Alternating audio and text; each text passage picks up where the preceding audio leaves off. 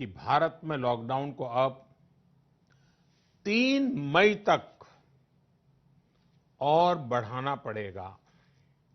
यानी 3 मई तक हम सभी को, हर देशवासी को लॉकडाउन में ही रहना होगा। इस दौरान हमें अनुशासन का उसी तरह पालन करना है जैसे हम करते आ रहे हैं।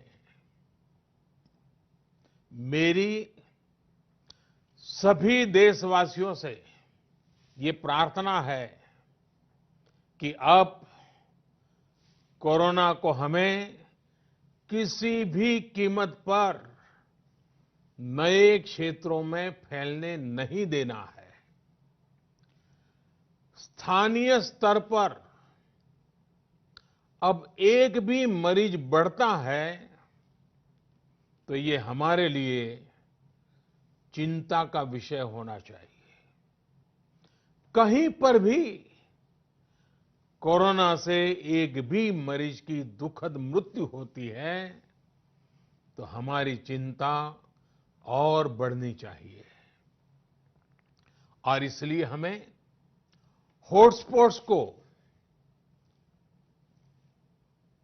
इंगित करके पहले से भी ज्यादा, बहुत ज्यादा सतर्कता बरतनी ही होगी।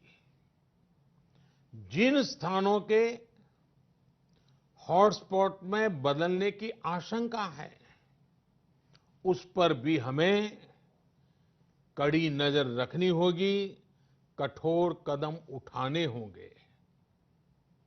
नए हॉटस्पॉट्स का बनना हमारे परिश्रम और हमारी तपस्या को और चुनौती देगा, नए संकट पैदा करेगा। इसलिए अगले एक सप्ताह में कोरोना के खिलाफ लड़ाई में कठोरता और ज्यादा बढ़ाई जाएगी। 20 अप्रैल तक हर कस्बे, हर थाने, हर जिले, हर राज्य को बड़ी बारीकी से परखा जाएगा। वहां लॉकडाउन का कितना पालन हो रहा है, उस क्षेत्र ने कोरोना से खुद को कितना बचाया है, इसका मूल्यांकन लगातार किया जाएगा। जो क्षेत्र इस अग्नि परीक्षा में सफल होंगे, जो अपने यहां हॉटस्पॉट नहीं बढ़ने देंगे और जिनके हॉटस्पॉट्स में बदलने की आशंका भी कम होगी, वहां पर 20 अप्रैल से कुछ जरूरी गतिविधियों की अनुमति, छूटछाट दी जा सकती है। लेकिन याद रखिए, ये अनुमति सशर्त होगी। बाहर निकलने के नियम बहुत सख्त होंगे। लॉकडाउन के नियम अगर टूटते हैं और कोरोना का पैर हमारे इलाके में पड़ता है तो सारी अनुमति तुरंत वापस ले ली जाएगी।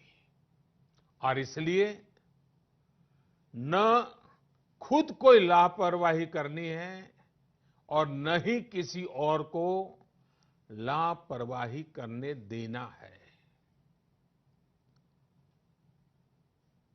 मेरे देशवासियों,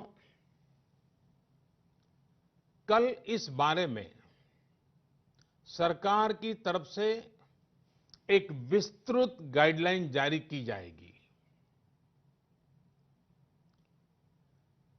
साथियों, 20 अप्रैल से चिन्हित क्षेत्रों में इस सीमित छूट का प्रावधान हमारे गरीब भाई बहनों की आजीविका को ध्यान में रखते हुए किया गया है। जो रोज कमाते हैं, रोज की कमाई से अपनी जरूरतें पूरी करते हैं, वही मेरा एक बृहद परिवार है। मेरी सर्वोच्च प्राथमिकताओं में एक, इनके जीवन में आई मुश्किल को कम करना है।